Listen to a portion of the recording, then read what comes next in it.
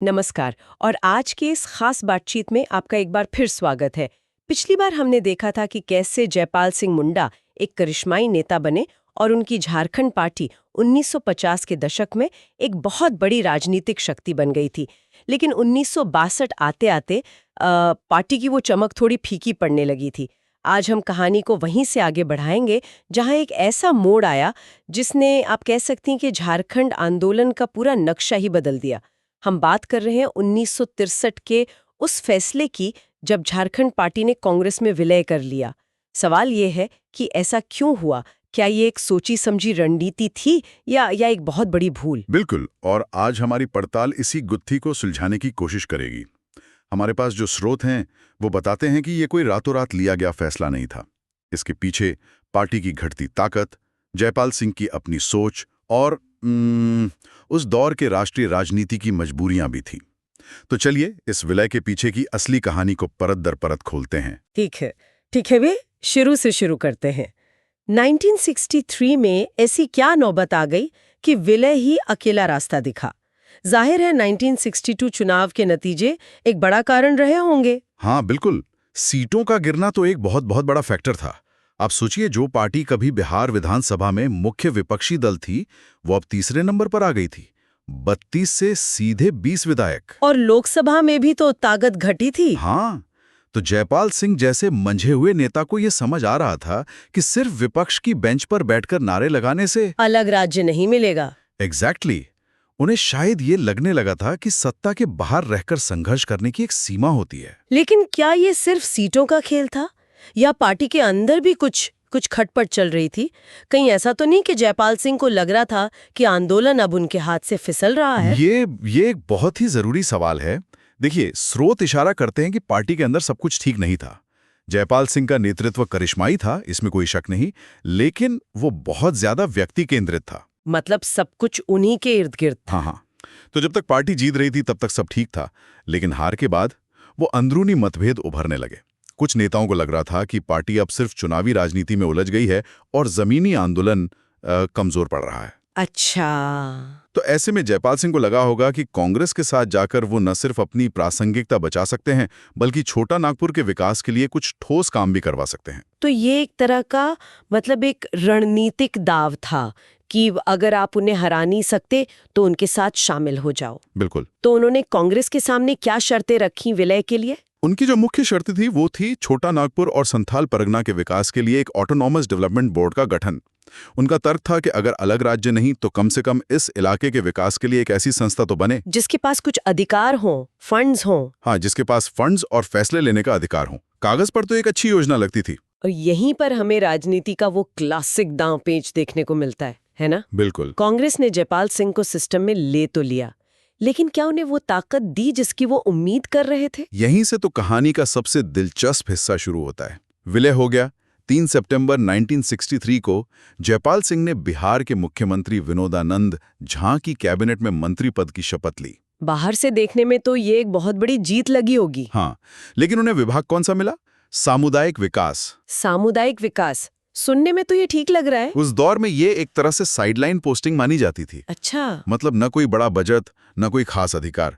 ये एक तरह से आप कह सकते हैं कि एक आदिवासी नायक को मुख्य धारा में लाकर गोल्डन हैंडकफ पहनाने जैसा था। वाह, मतलब आपको पद दे दिया, आप मंत्री हैं, लेकिन आपके हाथ में वो ताकत नहीं है जिससे आप कोई बड़ा बदलाव ला सके। बिल्कुल। कांग्रेस ने बहुत चतुराई से आंदोलन के सबसे बड़े चेहरे को ही बेअसर कर दिया। तो फिर उस विकास बोर्ड का क्या हुआ जिसके वादे पे इतना बड़ा फैसला लिया गया? और पार्टी के बाकी नेताओं ने, कार्यकर्ताओं ने, उन्होंने कैसे रिएक्ट किया? विकास बोर्ड का वादा तो फाइलों में ही दबा रह गया और पार्टी के अंदर तो जैसे भूचाल आ गया। आप सोचिए, वो कार्यकर्ता जिन्होंने सालों तक कांग्रेस की नीतियों के खिलाफ लाठियां खाई थी, प्रदर्शन किए थे, उन्हें अचानक कहा गया कि अब हम कांग्रेसी हो गए हैं। हाँ, ये उनके लिए एक बहुत बड़ा धोखा था। कई बड़े नेता थे जैसे एस.के. बागे, सुशील कुमार बागे, उन्होंने साफ इनकार कर दिया। उन्होंने कहा कि हम कांग्रेस में शामिल नहीं होंगे। जी। तो यहीं से वो बिखराव शुरू हुआ जिसका डर था। एक एकजुट आंदोलन कई टुकड़ों में बिखर गया। बिल्कुल। ये कुछ वैसा ही था जैसे एक बड़ा सा कांच का आईना टूटकर हजारों छोटे छोटे टुकड़ों में बिखर जाए। हर टुकड़े की अपनी चमक थी, लेकिन अब कोई भी पूरी तस्वीर नहीं दिखा सकता था। मतलब जो झारखंड पार्टी एक झंडे और एक नेता के नीचे थी, वो आप अनगिनत गुटों में बट गई। सही बात है। हर नेता अपने अपने इलाके में खुद को असली झारखंड पार्टी बताने लगा। और खुद जयपाल सिंह मंत्री बनने के बाद कांग्रेस में उनका क्या कद रहा? क्या वो अपने लोगों के लिए कुछ कर पाए? जैसा हमने कहा, उनका मोहभंग बहुत जल्दी शुरू हो गया था। कांग्रेस के अंदर उन्हें वो सम्मान और वो अधिकार कभी नहीं मिला जो उन्हें अपनी पार्टी के अध्यक्ष के तौर पर मिलता था। वो अपने ही पुराने समर्थकों से कट गए। कुछ ही महीनों में उन्हें अपनी गलती का एहसास हो गया और उन्होंने मंत्री पद से इस्तीफा दे दिया। लेकिन तब तक तो बहुत देर हो चुकी थी। बहुत देर हो चुकी थी। जो तीर कमान से निकल गया था वो वापस नहीं आ सकता था। मतलब जिस लक्ष्य के लिए इतना बड़ा कदम उठाया वो भी पूरा नहीं हुआ और अपनी पार्टी भी हाथ से चली गई। तो एक तरफ पार्टी टूट रही है, कार्यकर्ता निराश है, इसका सीधा असर तो चुनावी राजनीति पर पड़ना ही था। बिल्कुल। 1967 के चुनाव आते आते मैदान की हकीकत कितनी बदल चुकी थी। 1967 का चुनाव इस पूरी कहानी का सबसे नाटकीय अध्याय आप कह सकते हैं। तब तक झारखंड पार्टी के कई टुकड़े हो चुके थे और हर कोई खुद को असली उत्तराधिकारी बता रहा था। और सबसे बड़ी लड़ाई छिड़ी पार्टी के चुनाव चिन्ह मुर्गा को लेकर। अरे मतलब जिस मुर्गा छाप पर आदिवासी वोटर आंख बंद करके भरोसा करते थे, वही अब झगड़े की जड़ बन गया। हाँ, ये अपनी पहचान पर ही लड़ने जैसा हो गया। सही बात है। मुर्गा सिर्फ एक चुनाव चिन्ह नहीं था, वो आदिवासी संस्कृति और झारखंडी अस्मिता का प्रतीक था। हाँ, गांव में लोग कहते थे मुर्गा छाप पे ठप्पा लगाना है। बिल्कुल। तो विलय का विरोध करने वाले एक गुट के नेता थे लाल हरिहर नाथ शाहदेव। उन्होंने चुनाव आयोग में दावा किया कि असली झारखंड पार्टी उनकी है और चिन्ह उन्हें मिलना चाहिए। मामला लंबा चला। और फैसला क्या आया? ये तो जयपाल सिंह के लिए मतलब जीवन मरण का प्रश्न रहा होगा। फैसला जयपाल सिंह के खिलाफ गया। ओहो। चुनाव आयोग ने पुनर्गठित झारखंड पार्टी को, जिसका नेतृत्व शाहदेव कर रहे थे, मुर्गा चिन्ह दे दिया। यह जयपाल सिंह के लिए एक बहुत बड़ा व्यक्तिगत और राजनीतिक झटका था। ये तो कल्पना करना भी मुश्किल है। जिस इंसान ने पार्टी बनाई, उसे सींचा, आज उसी के पास अपनी पार्टी का चिन्ह तक नहीं था। बिल्कुल। तो फिर 1967 का चुनाव उन्होंने कैसे लड़ा? उन्हें अपनी पारंपरिक खूंटी लोकसभा सीट से निर्दलीय उम्मीदवार के तौर पर लड़ना पड़ा। निर्दलीय? हाँ। उनका व्यक्तिगत करिश्मा इतना ज्यादा था कि वो चुनाव जीत गए। लेकिन ये जीत एक तरह से हार जैसी थी, क्योंकि इस चुनाव ने ये साफ कर दिया कि आंदोलन की बागडोर अब एक व्यक्ति के हाथ से निकल चुकी है। सही बात है। और इसी दौर में एनी होरो और बागुन सुमरुई जैसे नए नेता तेजी से उभरे। ये वो लोग थे जिन्होंने विलय का पुरजोर विरोध किया था और अब वे आंदोलन के नए चेहरे बन गए थे। तो यहीं से आंदोलन का विकेंद्रीकरण मतलब डिसेंट्रलाइजेशन शुरू हो गया। अब पावर सेंटर एक नहीं कई बन गए थे। बिल्कुल, हर नेता अपने इलाके में आंदोलन का एक नया चेहरा था। और इस बिखराव के बीच जयपाल सिंह ने क्या किया? क्या उन्होंने हार मान ली? नहीं, उन्होंने कोशिश की। स्रोत बताते हैं कि 1968 में बिहार में मध्यावधि चुनाव होने थे। उससे पहले उन्होंने सभी पुराने साथियों को एकजुट करने का एक आखिरी प्रयास किया। उस प्रयास का क्या नतीजा निकला? नतीजा कुछ खास नहीं निकला। उन्होंने एक बैठक में जो कहा वो उनके दर्द और निराशा को दिखाता है। उन्होंने कहा था, मैं बूढ़ा हो गया हूं, मेरे पास ना तो पहले वाला दमन चक्कर है और ना उत्साह। यह सुनना वाकई दुखद है। एक आंदोलन का इतना बड़ा चेहरा और आखिर में इतनी बेबसी। हाँ, जो दरारें पड़ चुकी थी वो इतनी गहरी थी कि उन्हें भरना अब मुमकिन नहीं था। और फिर 20 मार्च 1970 को उनका निधन हो गया। एक युग का अंत। लेकिन क्या उनके जाने के साथ ही अलग झारखंड राज्य का सपना भी खत्म हो गया? यहीं पर कहानी एक और अप्रत्याशित मोड़ लेती है। जयपाल सिंह के जाने और पार्टी के पूरी तरह बिखर जाने के बावजूद अलग राज्य का सपना मरा नहीं, बल्कि वो और भी ज्यादा मजबूत होकर एक नए रूप में सामने आया। अच्छा, वो कैसे? अब ये आंदोलन किसी एक नेता या एक पार्टी का मोहताज नहीं रहा। इसकी बागडोर संभाली नई पीढ़ी ने, छात्र संगठनों ने। हाँ, खासकर छात्र संगठनों ने। 1970 के दशक में झारखंड मुक्ति मोर्चा यानी जेएमएम जैसे संगठनों का उदय हुआ। आंदोलन का केंद्र अब रांची के बंगलों से निकलकर धनबाद की कोयला खदानों और विश्वविद्यालयों के कैंपस में पहुंच गया। यानी आंदोलन के मुद्दे भी बदल गए होंगे। बिल्कुल। अब लड़ाई सिर्फ अलग राज्य की नहीं थी, अब ये विस्थापन के खिलाफ लड़ाई थी। बड़े बांधों और फैक्ट्रियों के नाम पर छीनी जा रही जमीन की लड़ाई थी।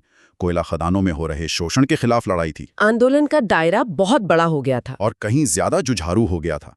शिबू सोरेन जैसे नए नेता इसी जमीनी संघर्ष से निकले। कि 1963 का विलय झारखंड पार्टी के लिए एक तरह से आत्मघाती कदम था।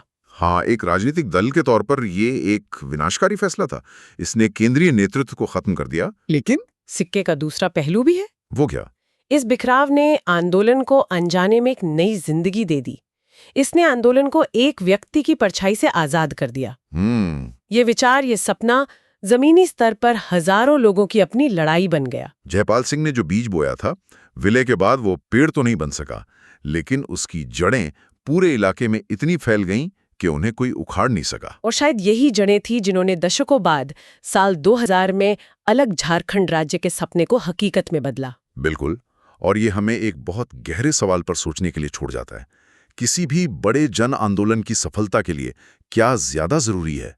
एक करिश्माई नेता के नेतृत्व में एक केंद्रीकृत अनुशासित संगठन, या फिर कई आवाजों वाला एक विकेंद्रीकृत संघर्ष जो किसी एक नेता के रहने या न रहने पर निर्भर ना हो? जयपाल सिंह की कहानी दिखाती है भी कैसे एक व्यक्ति की सबसे बड़ी ताकत ही बाद में पूरे आंदोलन की कमजोरी बन सकती है, जब वो एक गलत रणनीतिक फैसला ले लेता है। सही बात है, इस पर विचार जरूर कीजिएगा। आज हम एक ऐसी राजनीतिक पार्टी की कहानी में उतर रहे हैं जो एक पूरे क्षेत्र की उम्मीदों का प्रतीक बनी, सत्ता के शिखर तक पहुंची और फिर अचानक बिखर गई। हम बात कर रहे हैं झारखंड पार्टी की। नमस्कार। हमारे पास कुछ पुराने दस्तावेज और ऐतिहासिक रिकॉर्ड्स हैं जो इस कहानी के उतार चढ़ाव को दिखाते हैं। आज हमारी कोशिश रहेगी कि इन रिकॉर्ड्स के जरिए उस दौर की राजनीति, महत्वाकांक्षाओं और उस मोह भंग को समझें जिसने एक बड़े आंदोलन की दिशा ही बदल दी। बिल्कुल। और ये कहानी आज भी बहुत प्रासंगिक है। ये दिखाती है कि कैसे एक क्षेत्रीय पहचान पर आधारित आंदोलन जब राष्ट्रीय राजनीति के दांव पेच से टकराता है तो क्या होता है। सही बात है। झारखंड पार्टी का सफर सिर्फ एक पार्टी का इतिहास नहीं है, बल्कि ये पहचान, सत्ता और समझौते की राजनीति का एक क्लासिक केस स्टडी है। इन दस्तावेजों के मुताबिक उस समय आदिवासी महासभा नाम का एक संगठन था। फिर ये झारखंड पार्टी कैसे बन गया? ये बदलाव सिर्फ नाम का था या इसके पीछे कोई बड़ी सोच थी? नहीं, ये एक बहुत बड़ा और सोचा समझा रणनीतिक बदलाव था।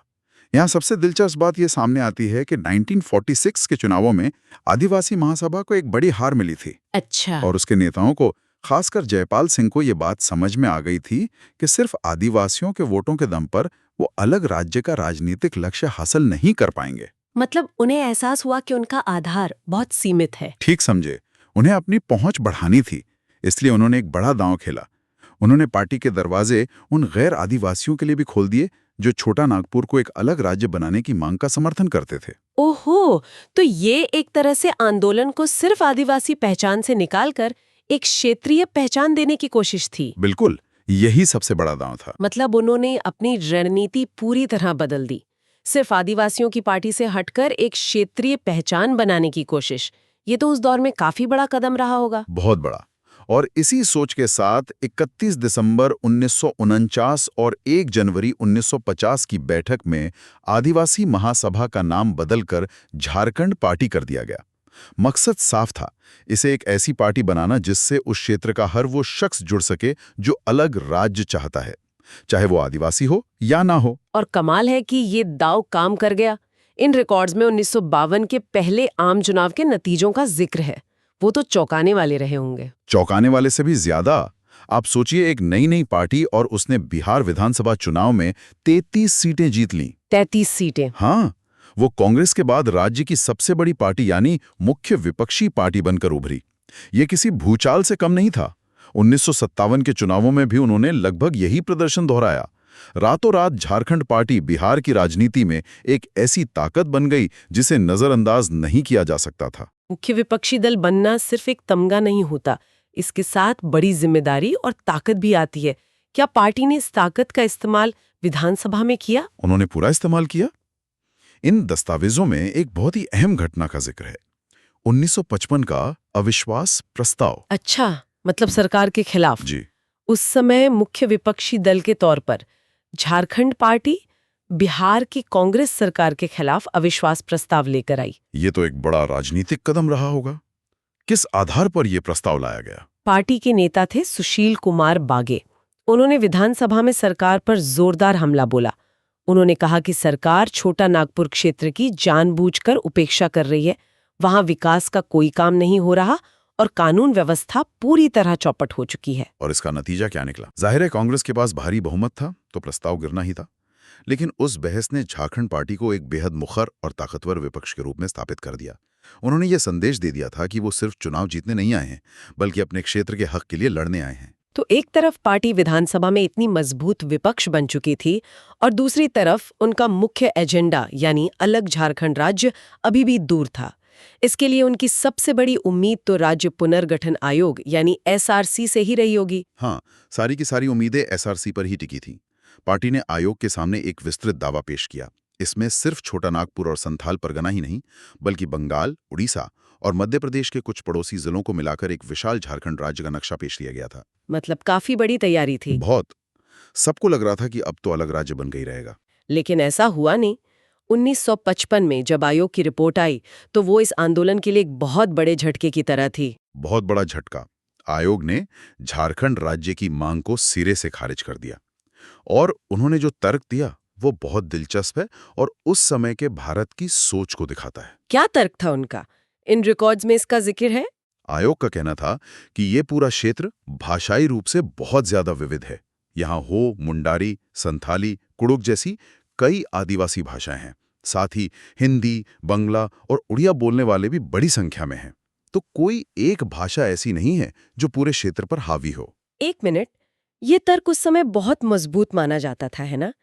आजादी के बाद देश भाषा के आधार पर राज्यों को बना रहा था, जैसे आंध्र प्रदेश। बिल्कुल सही पकड़ा आपने। उस समय राज्य बनाने का जो राष्ट्रीय फॉर्मूला था वो भाषा ही थी। ऐसे में झारखंड की मांग जो भाषा पर नहीं बल्कि एक साझा आदिवासी और क्षेत्रीय पहचान पर आधारित थी, वो उस फॉर्मूले में फिट ही नहीं हो रही थी। तो ये तो एक तरह से दो अलग-अलग नजरियों का टकराव था। बिल्कुल, एक तरफ भाषाई राष्ट्रवाद और दूसरी तरफ क्षेत्रीय सांस्कृतिक पहचान की राजनीति, और उस टकराव में झारखंड की मांग हार गए। तो ये तो पार्टी के अस्तित्व पर ही सवाल उठाने जैसा था। इस पर प्रतिक्रिया क्या हुई? क्या पार्टी के अंदर भी कोई बहस हुई? क्या किसी ने कहा कि शायद हमारी मांग का तरीका गलत था, या सब एकमत से विरोध में उतर आए? ये एक अहम सवाल है। दस्तावेज बताते हैं कि बाहर तो जबरदस्त विरोध प्रदर्शन हुए, रांची और दूसरे शहरों में हड़तालें हुई, बड़े बड़े जुलूस निकाले गए। लेकिन अंदर खाने नेताओं में भी बेचैनी थी कि अब आगे का रास्ता क्या होगा। उनकी सबसे बड़ी दलील ही खारिज कर दी गई थी। यहाँ एक और दिलचस्प राजनीतिक दांवपेच देखने को मिलता है। तत्कालीन प्रधानमंत्री जवाहरलाल नेहरू ने सलाह दी कि इस रिपोर्ट पर तुरंत कोई अंतिम फैसला न लिया जाए। ऐसा क्यों? क्या वो माहौल को शांत करना चाहते थे? हाँ, एक तरह से उन्होंने मामले को ठंडे बस्ते में डाल दिया।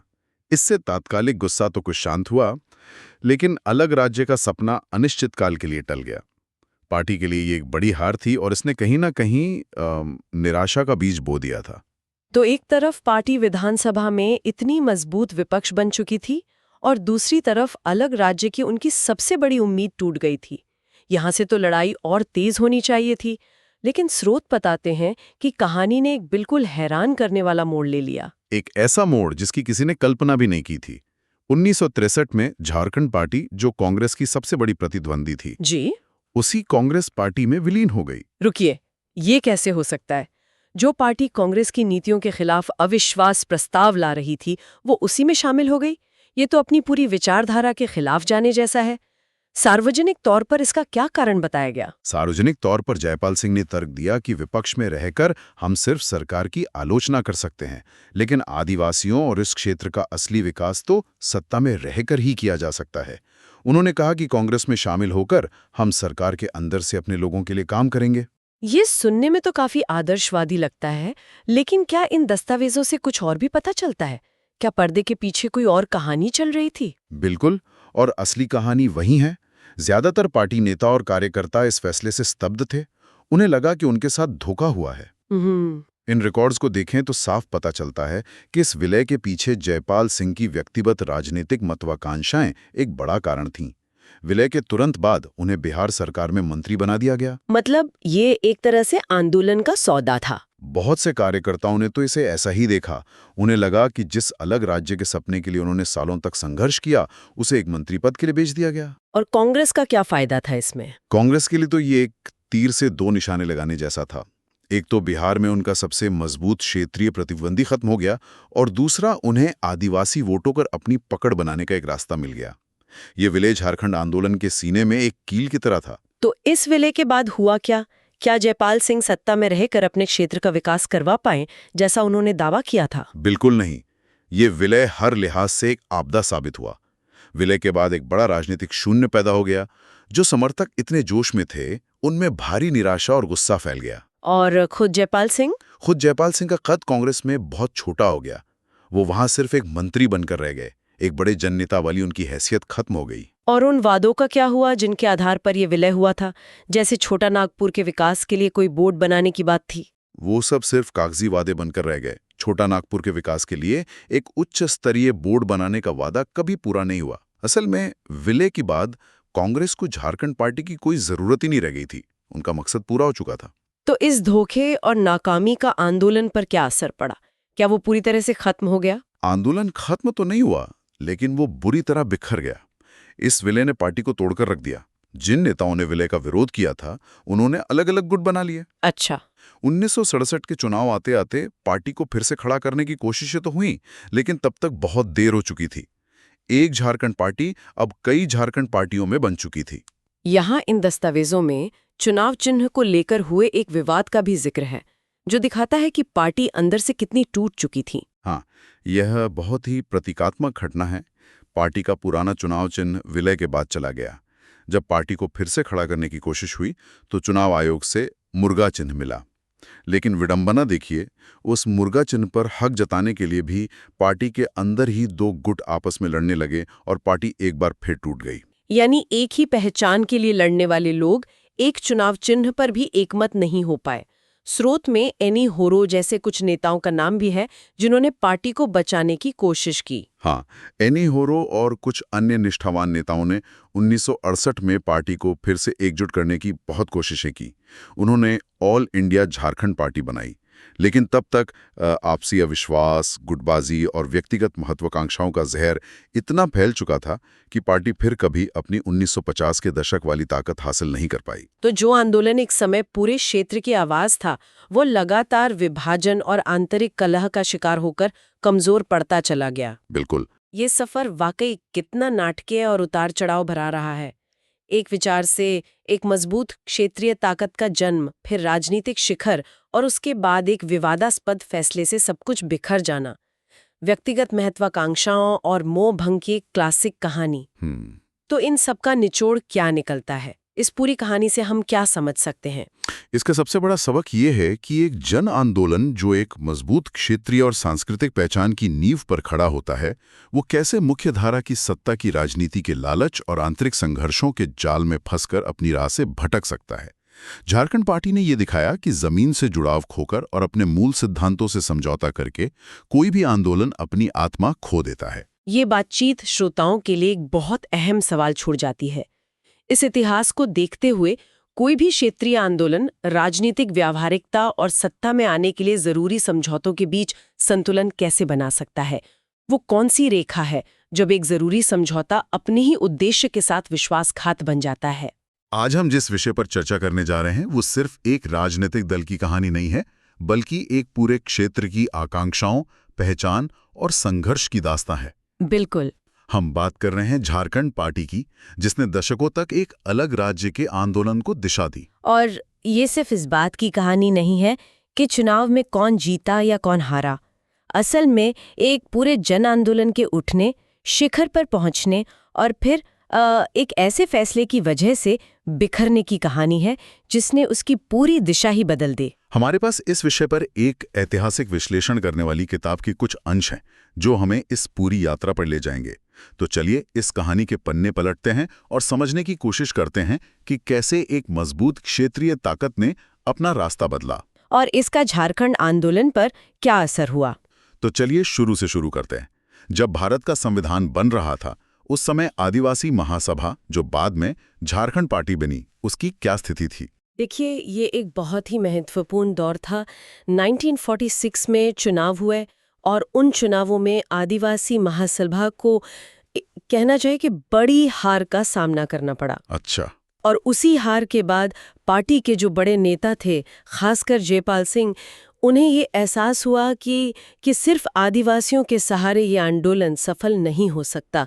उन्हें अपने ढांचे को और बड़ा और व्यापक बनाना होगा। मतलब ये एक तरह का राजनीतिक आत्ममंथन था कि अगर हमें एक बड़ी ताकत बनना है तो अपना दरवाजा सबके लिए खोलना पड़ेगा। बिल्कुल सही, ये एक बहुत बड़ा रणनीतिक बदलाव था।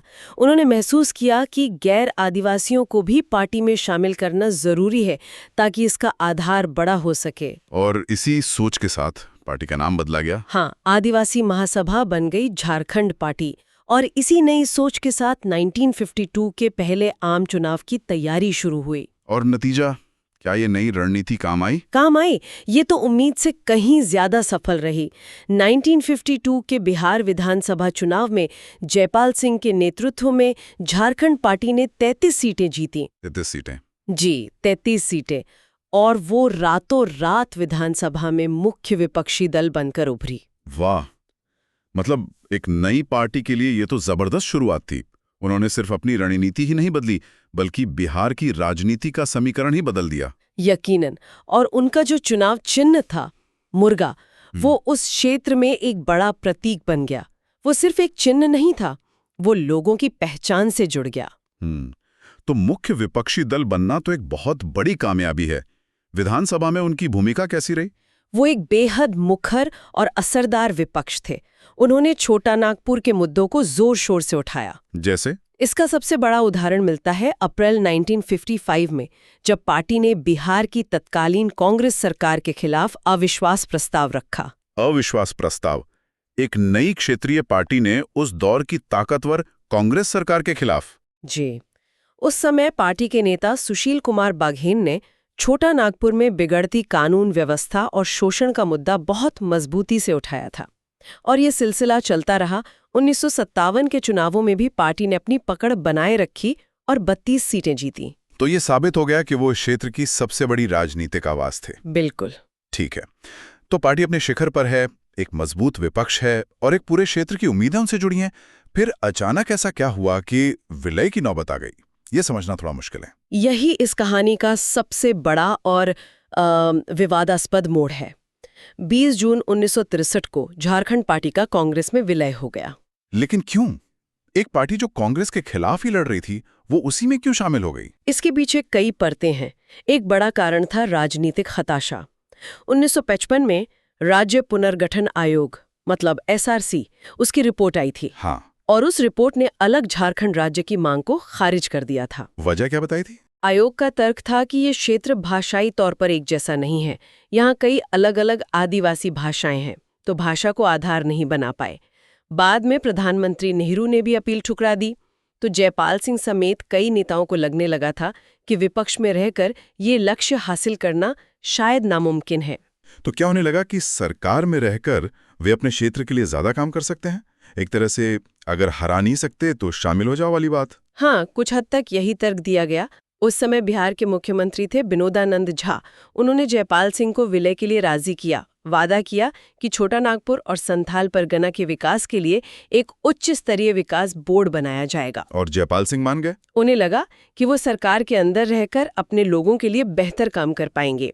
विलय के बाद उन्हें बिहार सरकार में मंत्री भी बनाया गया। तो इस पूरे घटनाक्रम का पार्टी के कार्यकर्ताओं और समर्थकों पर क्या असर हुआ? उनके लिए तो एक बहुत बड़ा झटका रहा होगा। झटका? हाँ। ये एक धोखे जैसा था। जो कार्यकर्ता दशकों से एक अलग पहचान के लिए संघर्ष कर रहे थे, उन्हें लगा कि उनके साथ धोखा हुआ है। इस एक फैसले ने पार्टी के अंदर गहरे मतभेद पैदा कर दिए और आंदोलन की पूरी दिशा ही बदल दी। तो जैसा कि अक्सर होता है, विलय का ये फैसला उम्मीद के मुताबिक नतीजे नहीं लाया। इसके बाद क्या हुआ? विलय के बाद का दौर झारखंड आंदोलन के लिए बहुत उथल-पुथल भरा रहा। जयपाल सिंह का मंत्री पद का कार्यकाल बहुत छोटा था। और वो विकास बोर्ड जिसका वादा किया गया था, वो भी उम्मीदों पर खरा नहीं उतरा। लेकिन सबसे बड़ा नुकसान ये हुआ कि आंदोलन का जो एक केंद्रीय नेतृत्व था, वो खत्म हो गया। मतलब एक तरह का नेतृत्व संकट पैदा हो गया। बिल्कुल। और यहाँ तो सिर्फ संकट पैदा नहीं हुआ, पार्टी कई गुटों में टूट गई, बिखर गई पूरी तरह। हाँ, और यहीं से इस कहानी का सबसे दुखद अध्याय शुरू होता है। अब लड़ाई अलग झारखंड राज्य के लिए नहीं रही। तो फिर किस लिए? लड़ाई इस बात पर शुरू हो गई कि असली झारखंड पार्टी कौन है और उसका चुनाव चिन्ह मुर्गा किसका है। ये तो बहुत बड़ी विडंबना है। जो चिन्ह कभी उनकी एकता का प्रतीक था, वही उनके बंटवारे की वजह बन गया। जी, राजनीतिक और कानूनी लड़ाइयाँ शुरू हो गईं। 1967 के चुनाव तक तो स्थिति ये थी कि झारखंड के नाम पर कई पार्टियां बन चुकी थीं और वे एक दूसरे के खिलाफ ही चुनाव लड़ रही थीं। तो जाहिर है वोट बंट गए होंगे। बुरी तरह बंट गए। जो ऊर्जा और संसाधन अलग राज्य की लड़ाई में लगने चाहिए थे, वो आपसी लड़ाई में बर्बाद हो रहे थे। इसका चुनावी नतीजों पर क्या असर पड़ा, कोई आंकड़े हैं? असर विनाशकारी था। अब बस ये देखिए, 1952 और 57 में पार्टी ने 30 से ज्यादा सीटें जीती थीं। हाँ, 33 और 32। और 1967 के चुनाव में झारखंड के नाम पर लड़ने वाले सभी गुटों को मिलाकर कुल सिर्फ 8 सीटें मिली। सिर्फ 8? 33 से सीधे 8 पर? जी, ये आंदोलन के राजनीतिक पतन का सबसे बड़ा सबूत था। और इस दौर में जयपाल सिंह की क्या भूमिका रही? क्या उन्होंने इसे सुधारने की कोशिश की? विलय के बाद उनका राजनीतिक कद काफी घट गया था। उन्हें अपनी गलती का एहसास हुआ। उन्होंने बाद में कांग्रेस से इस्तीफा देके झारखंड कांग्रेस पार्टी बनाकर आंदोलन को फिर से जीवित करने की कोशिश की। लेकिन तब तक बहुत देर हो चुकी थी। हाँ, वो पहले वाली ताकत और सम्मान हासिल नहीं कर पाए। हमारे एक सूत्र में इस बात का जिक्र है कि अपनी जिंदगी के आखिरी दिनों में उन्होंने कहा था, अब मैं बूढ़ा हो गया हूं, मेरे पास न तो पहले वाला दमखम है और न उत्साही। ये तो बहुत दुखद है। ये दिखाता है कि वो फैसला उनके लिए राजनीतिक ही नहीं बल्कि व्यक्तिगत तौर पर भी कितना तोड़ने वाला था। 1970 में उनकी मृत्यु के साथ ही झारखंड आंदोलन का एक युग समाप्त हो गया। तो क्या इसका मतलब ये है कि आंदोलन खत्म हो गया? आंदोलन खत्म नहीं हुआ, लेकिन उसका स्वरूप बदल गया। जयपाल सिंह के बाद नेतृत्व नई पीढ़ी के हाथों में आया। छात्र आंदोलन हुए, कई छोटे छोटे संगठन बने जो अलग अलग तरीकों से झारखंड राज्य की मांग को जीवित रखे हुए थे। लेकिन वो एकता और ताकत जो 1950 के दशक की झारखंड पार्टी में थी, उसे वापस हासिल करने में कई दशक लग गए। तो ये थी झारखंड पार्टी की कहानी। एक मजबूत शुरुआत, एक विवादास्पद विलय और उसके बाद एक लंबा बिखराव।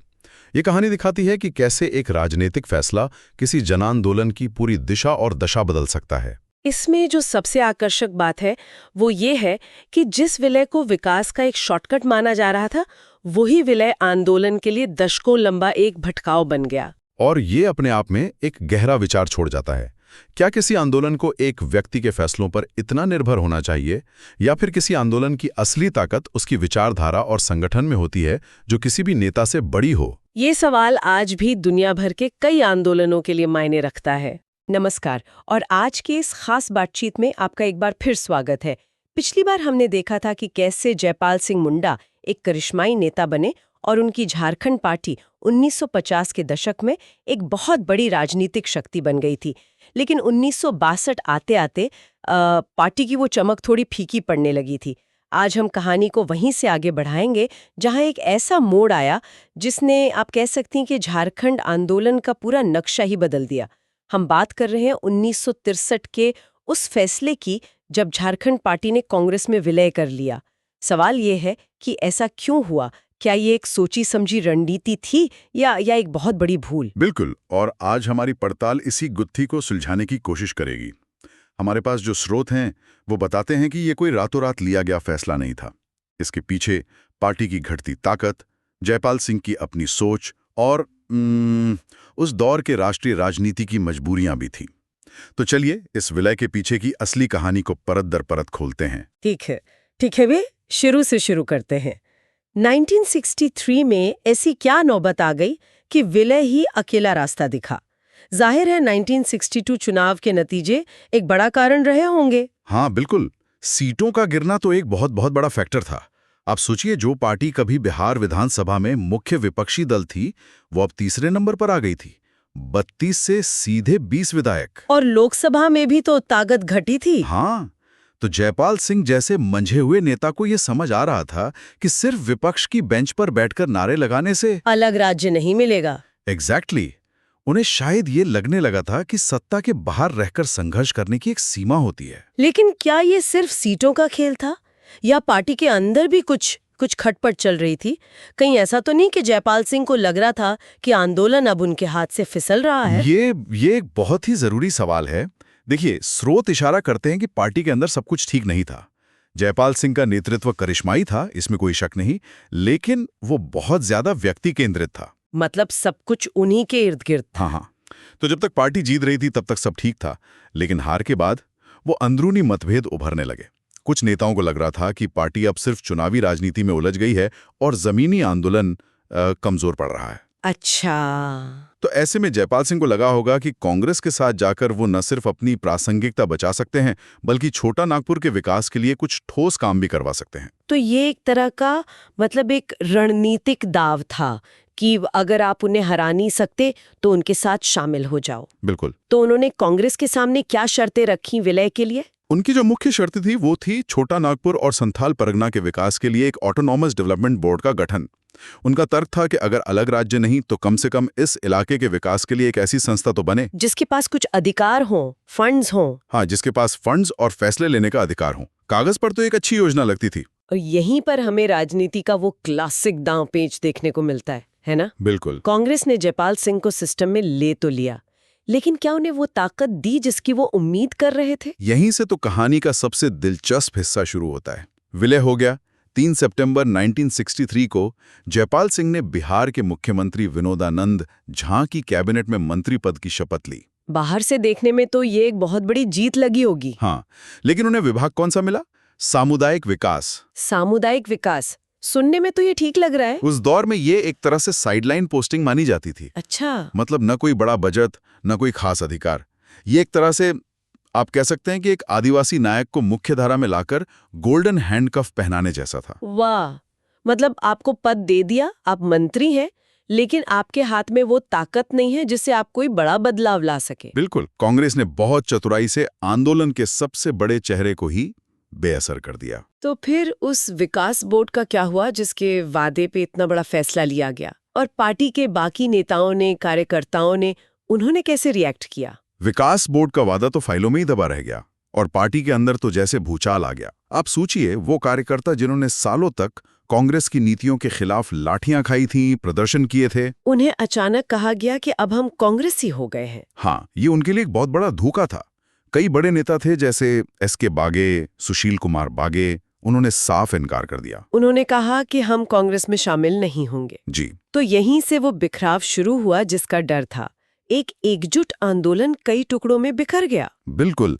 ये कुछ वैसा ही था जैसे एक बड़ा सा कांच का आईना टूटकर हजारों छोटे छोटे टुकड़ों में बिखर जाए। हर टुकड़े की अपनी चमक थी, लेकिन अब कोई भी पूरी तस्वीर नहीं दिखा सकता था। मतलब जो झारखंड पार्टी एक झंडे और एक नेता के नीचे थी, वो आप अनगिनत गुटों में बंट गई। सही बात है। हर नेता अपने अपने इलाके में खुद को असली झारखंड पार्टी बताने लगा। और खुद जयपाल सिंह मंत्री बनने के बाद कांग्रेस में उनका क्या कद रहा? क्या वो अपने लोगों के लिए कुछ कर पाए? जैसा हमने कहा, उनका मोहभंग बहुत जल्दी शुरू हो गया था।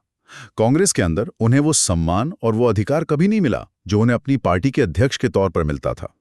वो अपने ही पुराने समर्थकों से कट गए। कुछ ही महीनों में उन्हें अपनी गलती का एहसास हो गया और उन्होंने मंत्री पद से इस्तीफा दे दिया। लेकिन तब तक तो बहुत देर हो चुकी थी। बहुत देर हो चुकी थी। जो तीर कमान से निकल गया था वो वापस नहीं आ सकता था। मतलब जिस लक्ष्य के लिए इतना बड़ा कदम उठाया वो भी पूरा नहीं हुआ और अपनी पार्टी भी हाथ से चली गई। तो एक तरफ पार्टी टूट रही है, कार्यकर्ता निराश है, इसका सीधा असर तो चुनावी राजनीति पर पड़ना ही था। बिल्कुल। 1967 के चुनाव आते आते मैदान की हकीकत कितनी बदल चुकी थी। 1967 का चुनाव इस पूरी कहानी का सबसे नाटकीय अध्याय आप कह सकते हैं। तब तक झारखंड पार्टी के कई टुकड़े हो चुके थे और हर कोई खुद को असली उत्तराधिकारी बता रहा था। और सबसे बड़ी लड़ाई छिड़ी पार्टी के चुनाव चिन्ह मुर्गा को लेकर। अरे मतलब जिस मुर्गा छाप पर आदिवासी वोटर आंख बंद करके भरोसा करते थे, वही अब झगड़े की जड़ बन गया। हाँ, ये अपनी पहचान पर ही लड़ने जैसा हो गया। सही बात है। मुर्गा सिर्फ एक चुनाव चिन्ह नहीं था, वो आदिवासी संस्कृति और झारखंडी अस्मिता का प्रतीक था। हाँ, गांव में लोग कहते थे मुर्गा छाप पे ठप्पा लगाना है। बिल्कुल। तो विलय का विरोध करने वाले एक गुट के नेता थे लाल हरिहर नाथ शाहदेव। उन्होंने चुनाव आयोग में दावा किया कि असली झारखंड पार्टी उनकी है और चिन्ह उन्हें मिलना चाहिए। मामला लंबा चला। और फैसला क्या आया? ये तो जयपाल सिंह के लिए मतलब जीवन मरण का प्रश्न रहा होगा। फैसला जयपाल सिंह के खिलाफ गया। ओहो। चुनाव आयोग ने पुनर्गठित झारखंड पार्टी को, जिसका नेतृत्व शाहदेव कर रहे थे, मुर्गा चिन्ह दे दिया। यह जयपाल सिंह के लिए एक बहुत बड़ा व्यक्तिगत और राजनीतिक झटका था। ये तो कल्पना करना भी मुश्किल है। जिस इंसान ने पार्टी बनाई, उसे सींचा, आज उसी के पास अपनी पार्टी का चिन्ह तक नहीं था। बिल्कुल। तो फिर 1967 का चुनाव उन्होंने कैसे लड़ा? उन्हें अपनी पारंपरिक खूंटी लोकसभा सीट से निर्दलीय उम्मीदवार के तौर पर लड़ना पड़ा। निर्दलीय? हाँ। उनका व्यक्तिगत करिश्मा इतना ज्यादा था कि वो चुनाव जीत गए। लेकिन ये जीत एक तरह से हार जैसी थी, क्योंकि इस चुनाव ने ये साफ कर दिया कि आंदोलन की बागडोर अब एक व्यक्ति के हाथ से निकल चुकी है। सही बात है।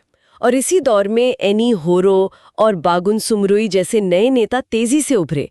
ये वो लोग थे जिन्होंने विलय का पुरजोर विरोध किया था और अब वे आंदोलन के नए चेहरे बन गए थे। तो यहीं से आंदोलन का विकेंद्रीकरण मतलब डिसेंट्रलाइजेशन शुरू हो गया।